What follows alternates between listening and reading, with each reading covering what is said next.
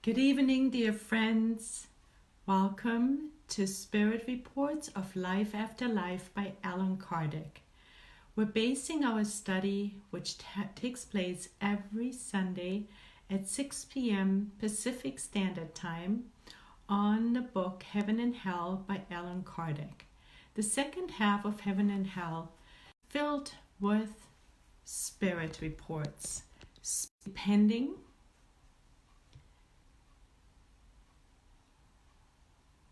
on the life that they have lived. So I am seeing that my internet connection is slowing, so we will see whether we need to shift our location, because I don't want to put you through that experience again. We'll shift two things, and yes, it is slowing. So let me see. Divine Light Spiritist Center in Northern California. We're exactly in Nevada City, which is an hour downhill from Lake Tahoe and an hour uphill from Sacramento, both in California.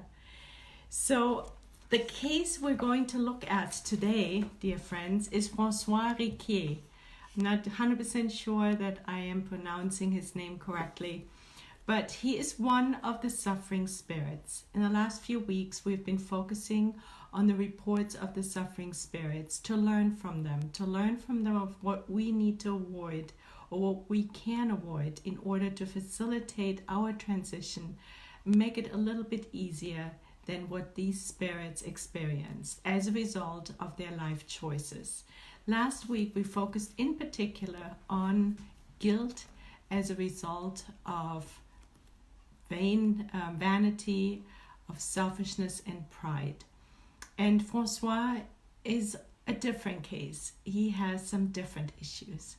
I want to say hello to our community. And there is Tony. Thank you so much for being here, Tony. It's lovely to have you. And Lisa Telly's dear friend. So nice to have you too. And there's a few other people. And if I don't say hello to you and I can't see your names, please don't take it personal. But everyone feel welcomed, hugged, and appreciated for your presence. Thank you so much also to Kardec Radio for this beautiful platform that allows us to have this international classroom where we can learn, understand, how we open our hearts and minds to the teachings. And all of this is a huge blessing. We're nourishing we're planting beautiful seeds in our garden of eternity. Dear friends, Francois Riquier. Let us read. It's a short case, and then we're going to talk about his situation. Francois was an ordinary, miserly old bachelor who died in 1857. So this is we're setting the stage. He was miserly, and you can guess that this is the main theme for tonight. He left behind a considerable fortune to distant heirs. For a time, he had been the landlord of a lady tenant who later forgot all about him and didn't even know whether he was still alive or not. In 1862, this lady's daughter, who was subject to bouts of catalepsy, followed by spontaneous magnetic sleep, and who was also a good writing medium, saw Mr. Riquier during one of these sleep periods. He told her that he wanted to say something to her mother. So our friend, our spirit who is reporting, is coming through a previous tenant and wants to say something about it. A few days later, he spontaneously manifested, and this is what happened. "What would you like from us?" he was asked. And the answer is, "My money." Friends, he wants his money. "Those wretches took it to split amongst themselves," he says. "They sold my farms, houses, everything to divide it all up. They squandered my assets as if they no longer belonged to me." Let's remember, he doesn't have a body anymore. "Make them do right by me," he demands. "Make them do right by me," he says. "They no longer listen to me, and I won't stand for such villainy. They say I was greedy and have kept my money from me. Why don't they give it back if they think it was ill-gotten?" "But you are dead," the medium says, "my dear sir, and you no longer need any money. Ask God to grant you a new lifetime of poverty in order to expiate your greed from this one. That is the recommendation of the medium. And the answer by Mr. Riquier is no. I wouldn't live in poverty. I need money to be able to live. Also, I don't need another life because I'm still alive right now. Oh yes, I am suffering worse tortures than the cruelest disease, he continues to report, because my soul who endures them. I'm constantly aware of the iniquity of my life, which was the subject of scandal for many people. I know good and well that I'm a wretch, unworthy of pity, but my suffering is so great that you must help me out of this miserable situation. Can you believe it, friends? Here he is. He passed on. He demands his money back. He complains and does not recognize that he does no longer have a body. So now here is the subtext, the small print. And this already concludes our story of Francois. And here is what we're reading. It is interesting to see. The spirit gives his address as though he were still alive. Correct, right, friends? He thinks he still has a physical body, and he thinks he actually still lives at the address of his previous home. The lady, who did not know anything about the matter, hurried to verify it and was quite surprised to find that the address given really was the last house in which Mr. Riquier indeed lived. Thus, after 5 years, now just remember, after 5 years, he still did not regard himself as dead, and he experienced the anxiety, terrible for a greedy man, of seeing his assets divided amongst his heirs. The evocation, undoubtedly caused by some good spirit, was meant to make him understand his situation and predispose him to repentance. So, what are we learning from our friend Francois tonight? Well, first of all, we've learned that he was a miserly man, very deeply attached to his wealth, to his money, so that in his first words, he demands his money back. He is so attached to matter, his previous home and his physical belongings, that after 5 years, he is still not recognizing that he has passed on and left his physical body behind. Can we believe that? That is what happens when we attach ourselves too much to matter.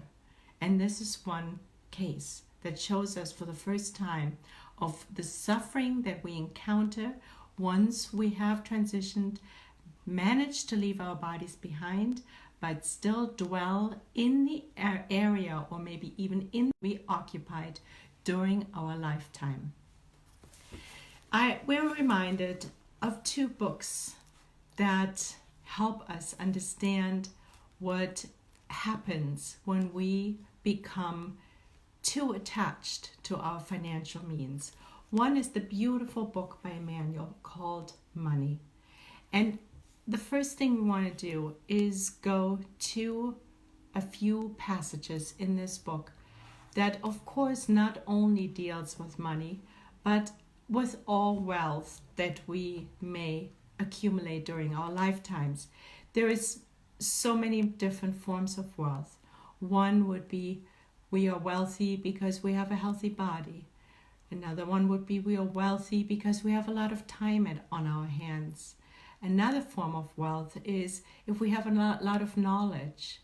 And there is so many different forms. The most obvious and the most familiar to us, of course, is our financial means. But all of it is what we're learning here in this beautiful book, among other places, from a man. We need to share the wealth that we were given in this lifetime. So on page 101, we're learning one really important thing about feeling wealthy versus feeling scarce. He tells us, Emmanuel tells us with his beautiful wisdom, in essence, scarcity and wealth are not elements that we have, but they are feelings that we have. So it is not something that's systemic to us, the feeling of scarcity or wealth, but it is a feeling. And that is unprecedented, that Emmanuel actually distinguishes between a fact that we just have wealth or we have scarcity, period, but that he teaches us that it is actually a feeling. And we know that we can change our feelings. We know that we can adjust our thinking, and our thinking also impacts our feelings, and our feelings impact our thinking. And that Emmanuel teaches us in the beautiful book. Emmanuel teaches us that in the beautiful book, Thought and Life, which is the next one we will refer to. So when we learn that scarcity, which is something our friend Francois experienced in his lifetime and even after life after life, it is something that we can change. It is in our power to exchange that feeling with the feeling of wealth. Feeling wealthy even if we don't have incredible financial means. Feeling wealthy even if we don't have incredible amount of time on our hands. So, friends, that is an unprecedented piece of information. He also teaches us on page 153, the miser of material goods is the lender of disapproval, but the miser of love is worthy of pity. And in this chapter, in the next pages, which he titles Greed, which is something our friend Francois is suffering from, he teaches us that being miserly and greedy about financial means is definitely a vice. Being greedy about financial means is a vice. However, it is even worse when we're greedy about love, which is another thing that we can be feeling wealthy of. Having a lot of abundance in our heart chakra, in our feelings towards our fellow human beings, our fellow children of God, our fellow four-leggeds, the furry friends that are following us in our evolution, and plants and trees, our love for trees, our love for nature, for flowers, right, friends? So if we're miserly with love, we're even worse off. So we're learning another aspect of feeling miserly. I'm seeing there's more friends. Carolyn, Correa, so wonderful to see you. Thank you so much for being here, dear friend. And Lisa Telles, thank you so much for being here as well. Friends, it's a pleasure to have you here. Let us see, he also says, many people believe that wealth and power are signs of privilege, right? We can very much associate with that. When gold and influence are simply nothing more than resources having only the value we give it, right? So it is not per se to have a lot of money, to a lot of paper, is not per se something that is a privilege in itself. No, it is not. It is value that we give. We interpret something on top of having been given the wealth. And that helps us to segue to this beautiful book, Thought and Life by Emmanuel, where we learn that everything that we have in this lifetime, and he actually starts off with that within the chapter 16, the vocation, which relates us to our profession, that all of this is just a gift from God. So when we have a lot of money, if we have a great profession and we think we're privileged as a result of it, in other words, if we're building pride around this, we must remember we're invited. Emmanuel invites us to remember that that is actually only a gift from God. And it is something for us to use to do the good. So here he says on page 63 in this beautiful book, Thought and Life, and the chapter is called The Vocation. He says, a professional title is a letter of credit we receive to help us produce ennobling reflexes in our lives. So we're getting a loan from God. We're receiving a loan from God in terms, for example, of our profession. And we're asked to do something good with it, to be of service. And the same pertains, of course, to money, because our friend Francois was clinging to money. So when we have financial means, a lot of money or some wealth, we're asked to share, to do the good with it. And let us see. The Divine Masters invite us to consider the professional responsibilities on loan to us by infinite goodness. And we can extend that to everything we have received. If we're mediums, for example, we're asked to do the good with that.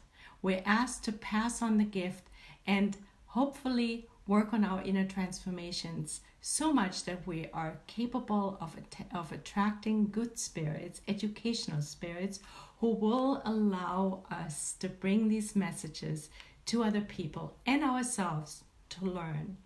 To learn and understand where we come from, why we're here, and where we're going. Tanya, so nice to see you. It's so beautiful. Thank you for joining, dear friend. Tanya, all the way from Florida. Lovely to see you. Then when we go to the chapter Assistance in the same book, number 23, we learned that assistance is something that we receive from God continuously. Whether we recognize it or not, Emmanuel points out to us that it is vital to recognize that we are constantly being blessed and gifted with by divine assistance every step of the way throughout our lifetimes, both incarnated as well as discarnated. And at some point he tells us the law of assistance permits one to ask for help, but it demands expansion of the benefits received. And later on, what he means by that, by the way, is that we receive assistance. It could be, for example, even in form of the gift of having money. We're turning it back to our friend Francois, which is the case we're talking about tonight. He was very attached, overly attached to his money, to the point that 5 years after his transition, he was still dwelling in the home that he owned. And he demanded his money back in the first sentence during his first evocation. So here Emmanuel teaches us is that whatever we receive, we are asked and invited to pass on, to share. And then later on he says, if we don't do that, we are becoming like murky puddles. A spring which is being fed with water only retains the purity of its water by keep running and refreshing itself. So the water that comes from the spring is being shared throughout the path of the river. However, if the river decided to stop allowing this water to flow, it would pool, and what would happen? It would become a murky pool. It would be as clear and pure as if it allowed to run. And that is what Emmanuel is asking us to do. So if God gifts us with a lot of money, for example, and I'm only bringing up money all the time because this is our case, Francois, who was a materialist in that regard. But we can substitute this with knowledge, with time, with love. As we learned, if we hold on to love, that's even worse in the eyes of God. But we're always asked to share all the gifts that we receive, dear friends. It is a lovely thing to learn, to know that everything is a loan from God, that we are asked to be humble with what we received, and we're invited to always share what we have received. It is in the Spirit's book where Allan Kardec, through the blessed mediumship of the ladies he worked with, teaches us that it is actually a trial to be wealthy. And the trial to be wealthy is even more difficult than the trial to be poor. And why is that? It is because poverty teaches us surrender and patience. But become wealthy, we're asked to share to shed of our selfishness and pride. And that is, as we know, one of the biggest challenges for all of us on planet Earth. And to share is something that is more difficult for most people and is consequently considered a more trying trial. It is actually on page 456 in the Spirit's Book, Chapter 9, The Law of Equality, where Allan Kardec in question 816 helps us to understand this dilemma. He says, if the wealthy, don't they also have the means at their disposal for doing more good? Very good questions, right, friends? It is an excellent question that we've asked ourselves as well. Aren't they asked to do more good because they have more resources? And the answer is, from the illuminated spirits, that is precisely what they do not always do. They become selfish, proud, and insatiable.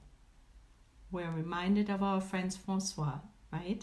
And he created for himself a lot of pain. He was not able to move on and take the next steps in his evolution as a result of his attachments. Their wants increase with their fortune and they never think they have enough. And in the small print, Allan Kardec adds, an elevated position in the world and authority over our fellow beings are trials as great and risky as misfortune. For the wealthier and more powerful we are, the more obligations we must fulfill. So the more we have, the more we know, the more we love, the more we need to share. And the greater are the means at our disposal to do good and evil. And why do we have a bigger chance to do the good? Because we have more to share. And why do we have a good chance to do evil when we have a lot? It's because we forget. We become selfish and prideful. We become scarce. We start clinging and we don't think we have enough. And we've learned from Emmanuel just a few minutes ago that this is a feeling. It is not the truth. We're creating this reality. Then he says, God tests the poor through resignation. God tests the poor through resignation, and the wealthy through the use they make of their wealth and power. And then he says, wealth and power beget all the passions that attach us to matter, and they keep us from spiritual perfection.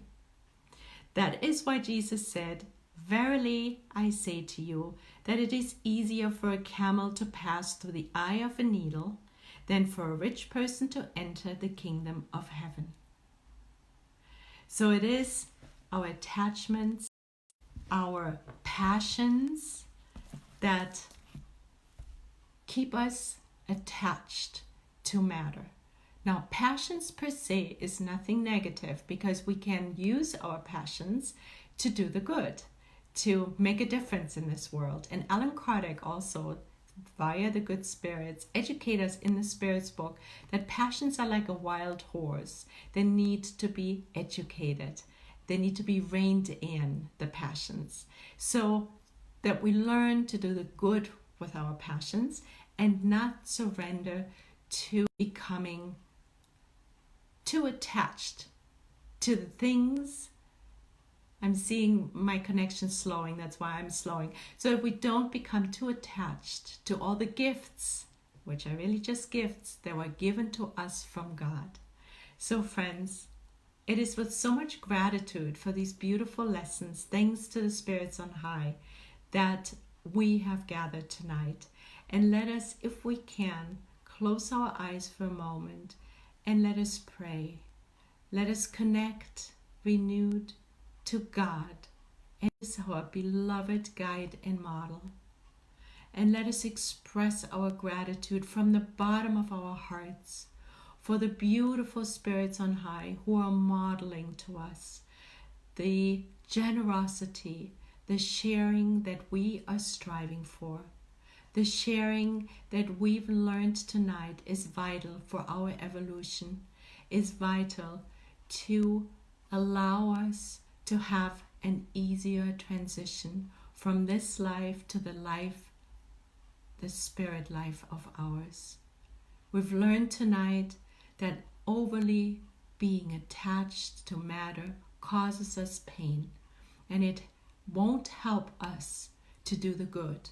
As a matter of fact, we plant seeds in our eternal garden that will reap a harvest of pain and suffering.